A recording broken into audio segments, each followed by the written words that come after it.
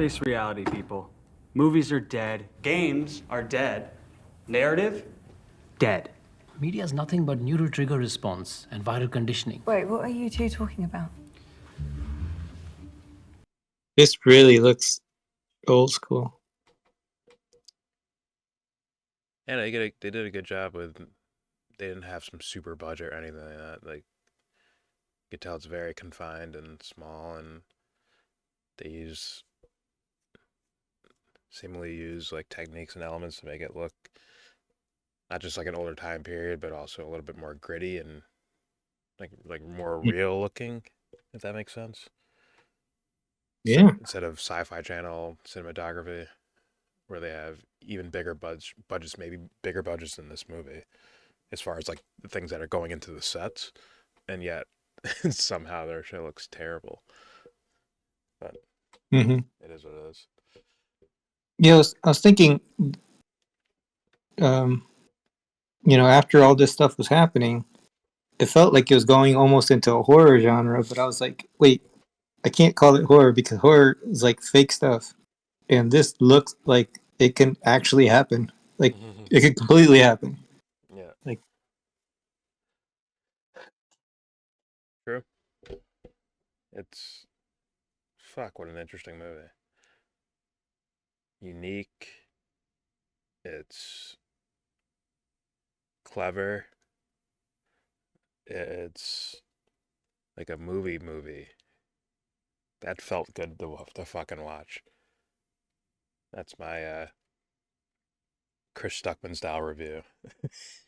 That like a couple sentences on it and then you move on. But like digging into the movie,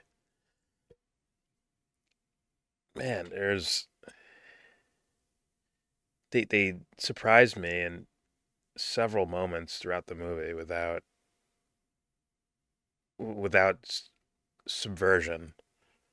They didn't like they did little things here that tricked me a bit, but they weren't like, you know, Anne Hathaway with a sinister smile with holding a gun like, ha ha ha, we got her now. And then the next second she's like, what are you doing? I'm an innocent person. I've been an innocent person the entire movie, the whole time. Like that type of subversion where they just absolutely character throw you. Like, nah, they didn't do that. This was actually like very subtle things. Like there are things you miss where like is she fucking with the prisoners? The Anne Hathaway character, the blonde lady. Because there'd be a scene where like, oh, I need to, like, oh, don't interrupt me when I'm working with the boys, right? She's a psychologist and she's supposed to talk to these guys. And then there's a scene where, what's his name, Lee Polk, the kid of the woman that was tied up. She Anne Hathaway's in the room with him by herself. The girl at the end of this movie knocked on the door, and it looked like an awkward scenario thing was happening. But I guess it was an awkward scenario thing happening. It was him telling her about the abuse. But they kind of made you think like, well, what if she's like doing sexual shit with the prisoners or something, with the people in the prison? They kind of threw that at us a little bit.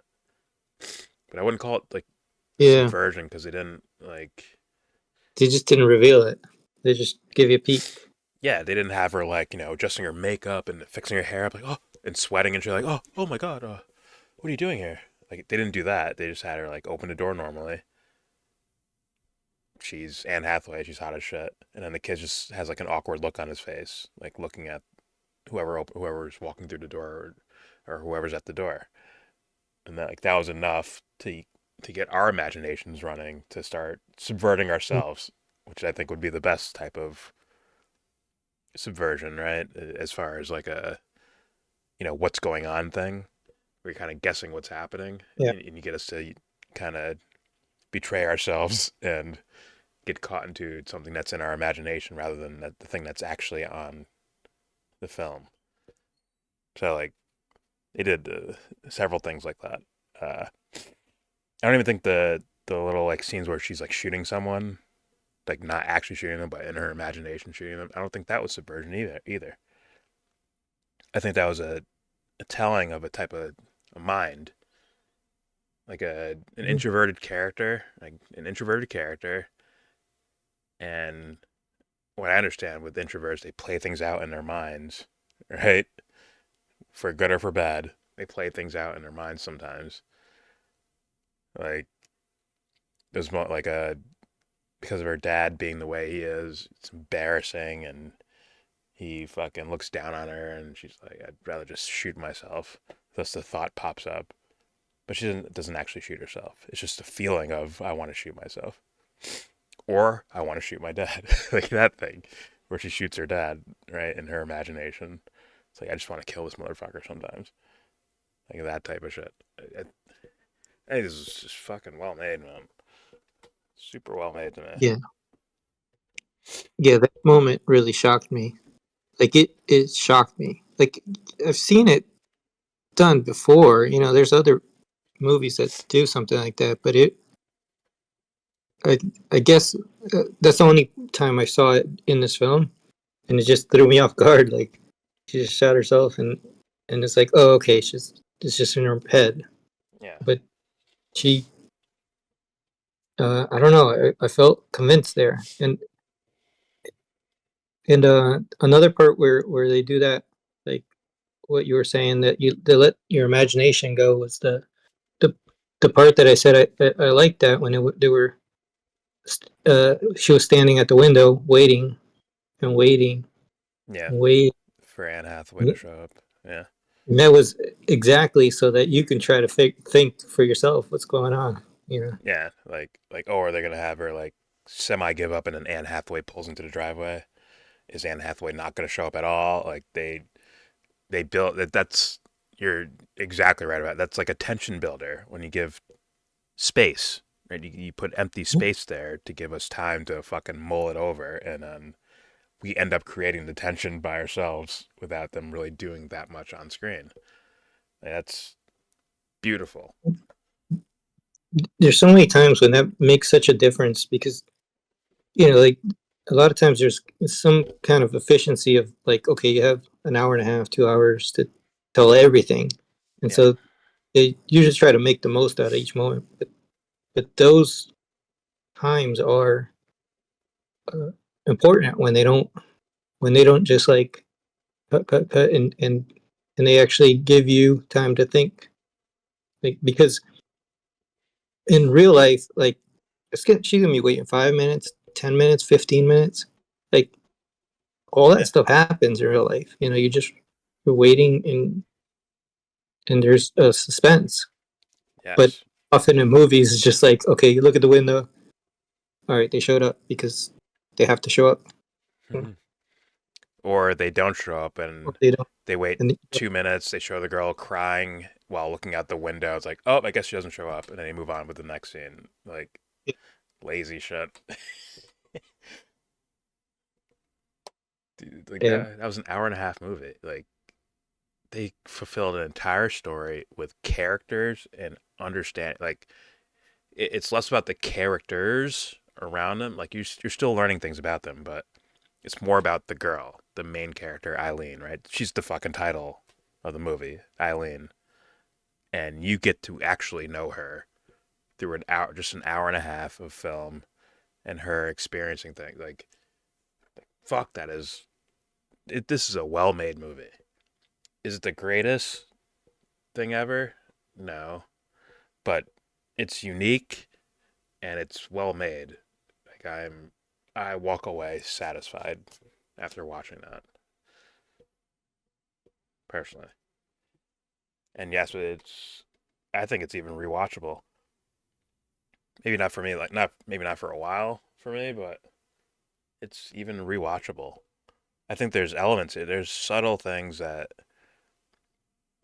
I think there is like there's like subtle symbolic things, and especially in the realms of like psychology, I think are brought up throughout the mhm, movie that are like mhm. just subtly there. And I'm like, fuck, that's worth examining and rewatching at some point. So, to, yeah, very good job. Very, very good job. Probably one of the best movies I've seen for last year, I guess, 2023, because that's when this movie came out. It would have fit right in my top 10 somewhere. 100%. 150%. It's good. Uh, uh, do you recommend this for people? Oh yeah, yeah. I'm still like absorbing it too, but it's Yeah. uh, yeah. The the psychology is such a big part of it. Like, and I mean, I didn't see the whole beginning part, um, but there's something about this film that makes me feel more like it's real. Like, besides like the camera stuff, like that they didn't do things exaggerated. Yeah. It wasn't. It was to me. It was besides the cameras, besides even the acting. People can be convincing, but I feel like they did something correct about the psychology of the people. Yeah. Like like they knew how to represent like crazy correctly. Like that I because like I watch a lot of things about like or in the past I've watched more about like murders and things, you know, just to try to understand it. And then Yeah. this really fit almost like one of those documentary kind of things, even though it was a movie. Well, I'll I'm gonna disagree. I don't think the girl's crazy.